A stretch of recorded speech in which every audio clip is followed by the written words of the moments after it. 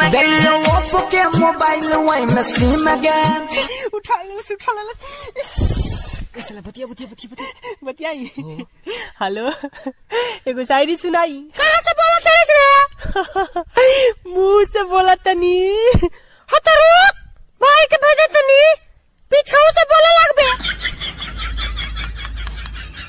तोहके दिलवा में ऐसे बसा ले हनी हम, दिल के धड़कन भी हमसे नाराज हो गई।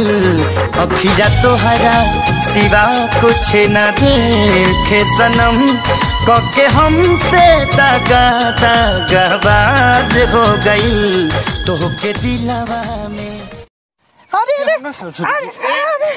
अरे जा तारा के कुछ सोचिए के छोड़ देता नहीं जा रे। का सोच के छोड़ता रे बताओ ना रे। हमरा ले ज्यादा बढ़िया बा। बानी सिंगल तू जोड़ी बना लो हो, ई मोहब्बत के ने बताना चाहना हो। हमारा से नहीं हो तो अब सबर बा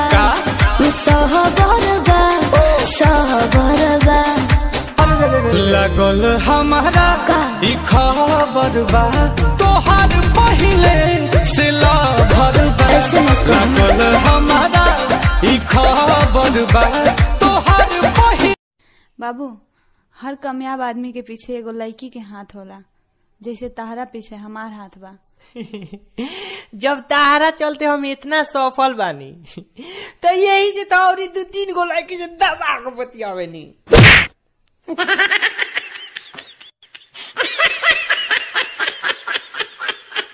तन्हा चलने लगे हो, कितने संभल गए हो, चांद के पार आकर इतने बदल गए हो। मुबारक तुम्हें नया संसार चलो।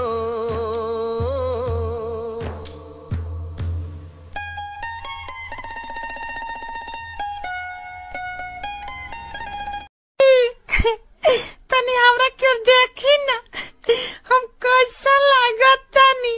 अच्छा लागत रू तनी हमरा कती एगो शेर मारी ना।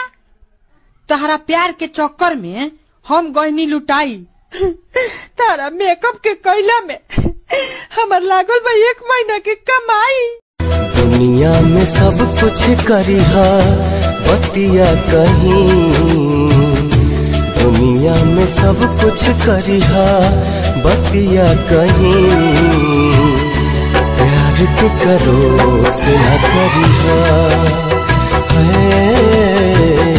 प्यार के करो से न करी हा। ए क्या करता रहो? चलो खाना खा लो।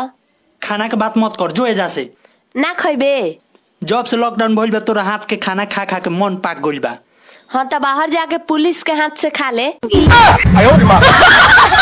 हमने किया भरोसा, हमने किया भरोसा, तुमने तो रुला दिया है।